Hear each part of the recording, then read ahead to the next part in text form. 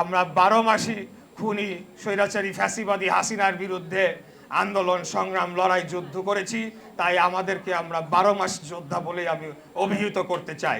আমরা বর্তমানে 3টা ক্যাটাগরিতে আহত জুলাই যোদ্ধাদের চিকিৎসা এবং মাসিক ভাতা প্রদান করে চলেছি।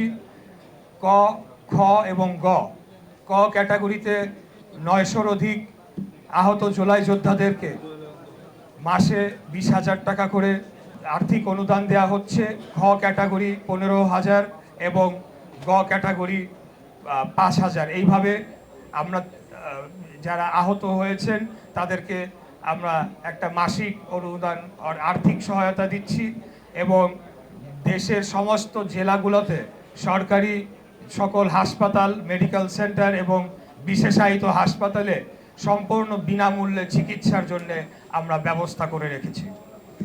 আমরা 12 মাসই খুনি স্বৈরাচারী ফ্যাসিবাদী হাসিনার বিরুদ্ধে আন্দোলন সংগ্রাম লড়াই যুদ্ধ করেছি, তাই আমাদেরকে আমরা 12 মাস যোদ্ধা বলে আমি অভিহিত করতে চাই।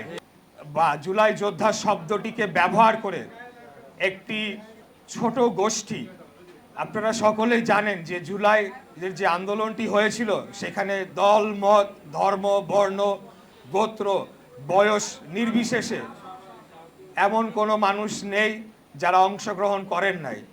4 বছরের শিশু রিয়া গোপ থেকে শুরু করে রিক্সা শ্রমিক, ক্ষুদ্র ব্যবসায়ী, পেশাজীবী, ছাত্র জনতা প্রায় 2000-এর কাছাকাছি মানুষ 36 দিনে জীবন দিয়েছে এই দেশের জন্য এবং অন্যায়ের বিরুদ্ধে প্রতিবাদ করতে গিয়ে।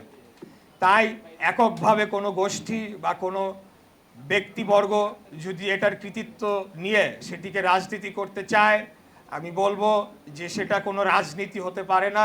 সেই রাজনীতি আসলে সেটা রাজনীতি নয়, সেটা একটা দোকান খুলে বসার মতো বলতে হবে।